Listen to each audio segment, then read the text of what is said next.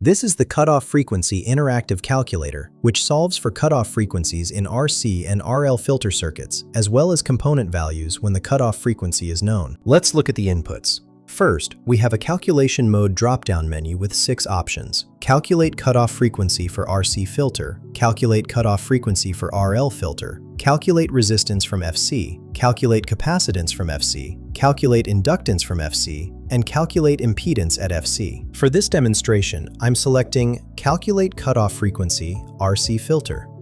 Below that, we have 4 input fields: resistance in ohms, capacitance in farads, inductance in henries, and cutoff frequency in hertz. For our example, I'll enter 10,000 ohms for resistance and 1 microfarad for capacitance.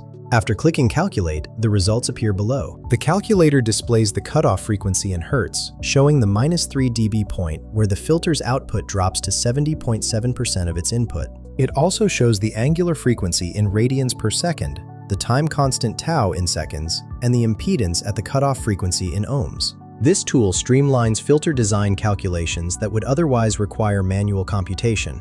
Find the link in the description below.